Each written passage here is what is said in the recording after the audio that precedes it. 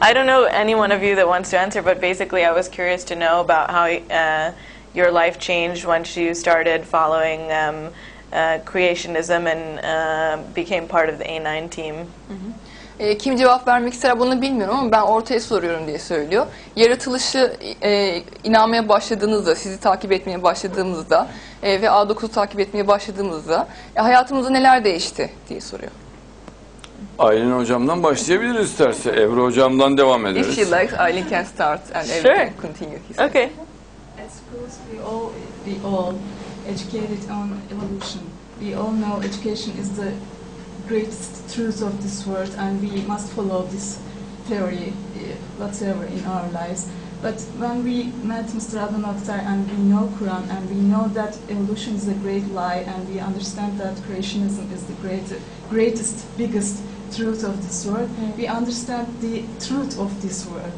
We understand the creationism, the beautiful creationism all around our environment, and we know God better, and our lives became much better. We understand everything more rationally and evaluate everything more solidly. So our life changed a lot. So did you feel less confused after you accepted this? No, creationism, because creationism is a great fact. It has great facts in itself, and we know science very good, and we understand the proofs of creationism very solidly, and we understand everything in it. So there is no confusion. Evolution is a great lie. We understand it. Yeah. Everything became meaningful. Yeah. After we learned it, because there were many contradictions between what they tell as a truth. Yeah. But it's not the truth we know. Yeah. So when we learned about creationism, we learned about the fossils, we learned about the structure of the proteins, and they cannot be coincidentally, the amino acids cannot form bonds and create a protein. We know that it should be created. So everything, according to science, everything became meaningful when we learned about creationism. So were you? Thanks to Mr. Oktar. Yeah. I also want to add something. Yes, yeah. Ben de bir şey eklemek istiyorum. Yeah. He's also being very humble when he says, for example, there is little oppression in the West against women. And actually, a lot of things changed when I met him, because, for example, when you look at us, all of us, and I'm sure you also realize it from outside, here, with him, because of his education around his people, women are always in front. We are not only equal, but we are always superior. So it's the best place for a woman to be in the world. Oh, great. So because, for example, we have all seen the West and how they treat women. Yes, there is equality, but for example, when you enter a room, for example, in England, in America, there is no difference between a table and a woman in the room. But with him, for example, when a woman walks in a room, it's like an extraordinary being walks in a room. And he realizes every single detail. And, women can see a lot of details, and it's very important for a woman. For example, he realizes a very little thing you change in your character, in your appearance, you did about yourself, and it's very, it's very respectful. So we are being treated very respectfully, and it's the only place I can see in the world that this is being done in this level in the world right now. Is there a connection between the way that women are treated here and the creationism part of it? Of course, because he does it because he believes that God created women like this, and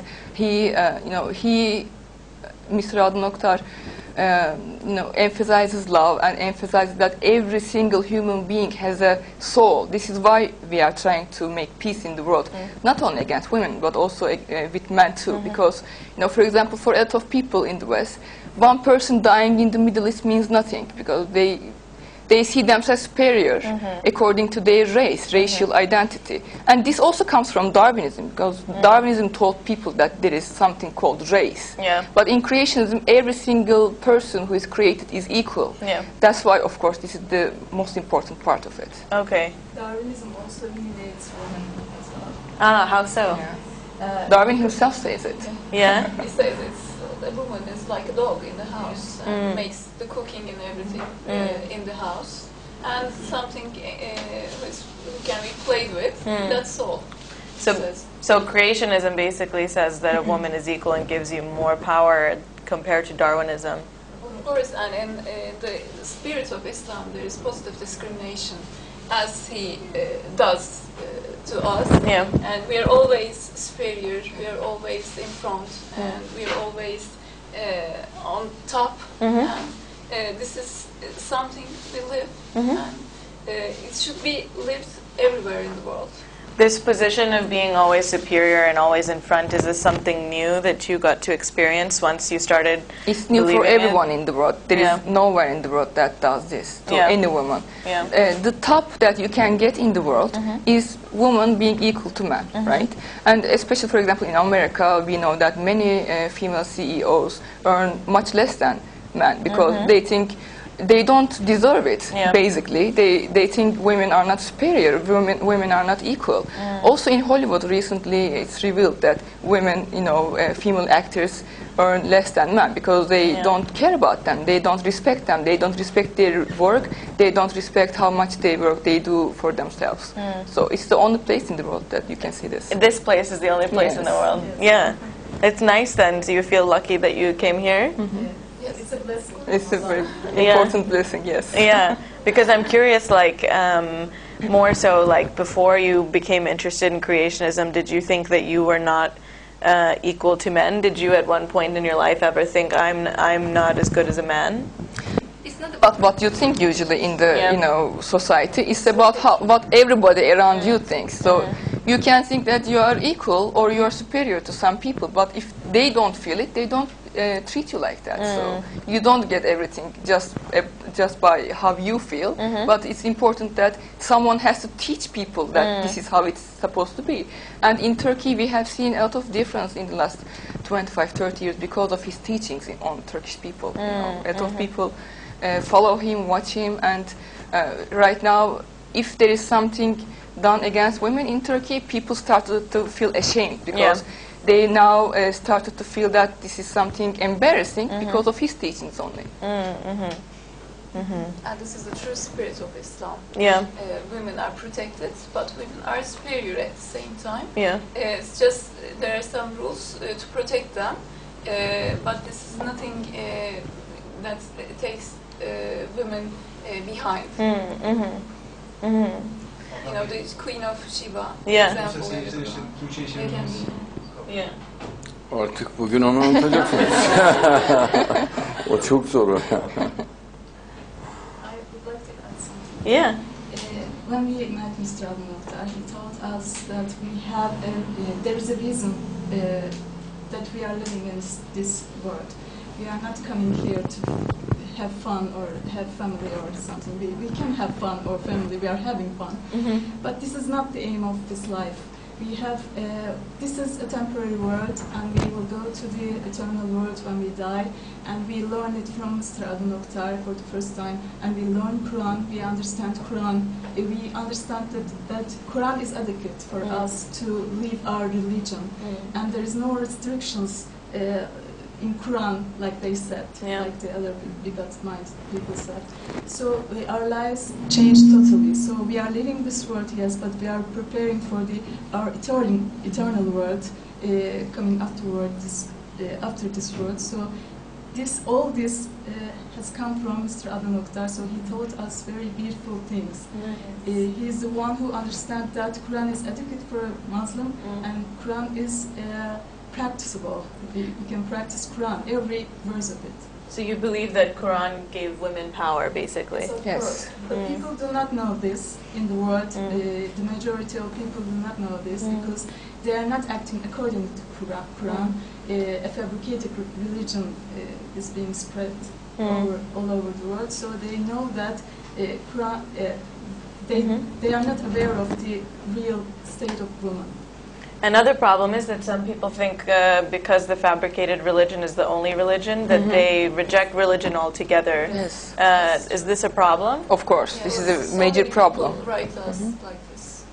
Saying that they reject religion? And they say, for example, if we knew religion was like this, I would be religious before. For example, we are reaching the people on the beaches. Yeah. This is there are so many beaches in Turkey, so we are reaching all these people saying that you can be religious, there's no wrong what you are doing, you can go to the discos, you are going to the beach, but you can be a very religious person. Yeah. And they take this very positively, and they are writing to us more often and saying that we understand religion for the first time after what you are saying. Do you think that Turkey is becoming more religious or less religious? Turkey is statistically becoming more religious, according to the recent survey Pew poll held. 82% in Turkey define themselves as religious, and among them 32% define themselves as very, very religious. So this is a very much higher number than we had 30 years before. And is this a good thing in your eyes? Of course, it's a very good thing. Yeah. So you hope for Turkey to become more and more religious? Yes, but not, of course, in a very bigoted way, but in a very Quranic religious way. I see. I see. And also, we have a great mission. This is also, we learn it from Mr. Adenoktar also, that we have to fight for the poor people in the world. There are so many oppressions in the world, and we need to fight for them. And this is a way of fighting, because we are giving the tabligh, the Communication. Yes, we are giving the understanding of true religion to people, and they understand this very openly. And we are fighting against bigotry. So this is a great fight to save all those people, especially in the Middle East. No, Islam also, the Quranic Islam is the guarantee of democracy, because in Islam you cannot force a person to say that he or she is religious, because it creates hypocrites, not Muslims. We don't want this. We want people to actually believe and be religious, or actually say what they believe. They can be atheists, they can be anything they want. So this is also a guarantee in the Middle East to be more religious in this way. I see. And in the Quran there is a verse, to your religion, to be mine. So everyone is free to believe whatever they want to believe and live accordingly. But this system can only be lived with the true Islam. And so how many women are there like you that have recently found out about creationisms and the teaching of Adnan Oktar? Oh, hundreds of thousands. Hundreds of thousands. Of course. Yeah. And he created the scientific basis to reject Darwinism. So people became more religious in Turkey. They had so many books about this. What's the best book that I should read by yours if I'm trying to understand everything that you've written? Maybe everything. We cannot say one book, because he has more than 300 books. Yeah. But you have to read Atlas of Creation and Bigotry, the Dark Danger. Okay. Great. Yeah, I would love to see those. Okay. Görkem hocam, sen bana tercüme et, neler konuştur? Sizin vesilenizle, Aylin, sizin vesilenizle dini öğrendiğini ve hayatın anlamını öğrendiğini, ondan bahsetti. Yaratılışı, Darwinizmin gerçek olmadığını, evrimin gerçek olmadığını. Son olarak hanımefendi hangi kitaplarınızı okumam gerekir diye sordu. Ceylan da Yaratılış Atlası'nı ve Karanlık Tehlike Bağnazlığı kitabımızı tavsiye etti. Sizin vesilenizle Türkiye'de dindarlıkta ve yaratılışa inanışta artış var mı diye sordu hanımefendi. Çok fazla olduğunu söyledik. Sizin kitaplarınızın çok vesile olduğunu söyledik. Özgürlüğü en fazla burada yaşadıklarını maşallah. Maşallah. Güzel görünüyor. Sizin yanınızda inşallah. Görkem Hanım'da İslam nasıl etki etmiş? İslam'ı tanımak, Kur'an'ı anlamak, misafirimize eğer bilgi aktarırsan onun için değişiklik olur, iyi olur. For me, before I met Mr. Oktar, I didn't know religion. I didn't know that I could live religion and be free at the same time. But after I met him, I read his books. It opens my heart to the truth, to love, because his book teaches people about love, about true love, about true religion. The things that we know when we were a child, they were just superstitions and they weren't true. There is only a single God and a true religion that we can easily live in the world.